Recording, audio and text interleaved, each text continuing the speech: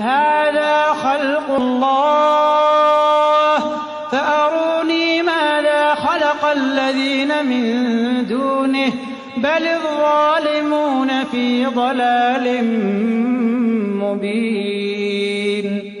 ولقد آتينا لقمان الحكمة أن اشكر لله ومن يشكر فإنما يشكر لنفسه ومن كفر فإن الله غني حميد. وإذ قال لقمان لابنه وهو يعظه يا بني لا تشرك بالله إن الشرك لظلم عظيم.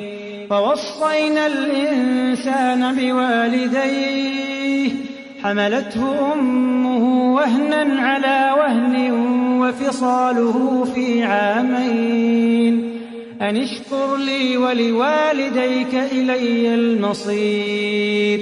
وإن جاهداك على أن تشرك بي ما ليس لك به علم فلا تطعهما وصاحبهما في الدنيا معروفا واتبع سبيل من أناب إلي ثم إلي مرجعكم فأنبئكم بما كنتم تعملون. هذا خلق الله فأروني ماذا خلق الذين من دونه بل الظالمون في ضلال مبين.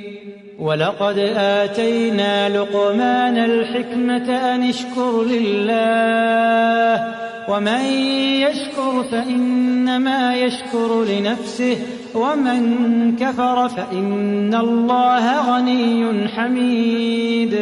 وإذ قال لقمان لابنه وهو يعظه يا بني لا تشرك بالله إن الشرك لظلم عظيم.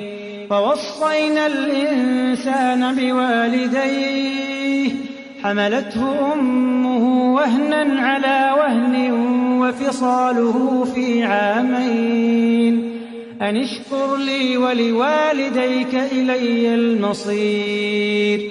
وإن جاهداك على أن تشرك بي ما ليس لك به علم فلا تطعهما وصاحبهما في الدنيا معروفا واتبع سبيل من أناب إلي ثم إلي مرجعكم فأنبئكم بما كنتم تعملون. هذا خلق الله فأروني ماذا خلق الذين من دونه بل الظالمون في ضلال مبين.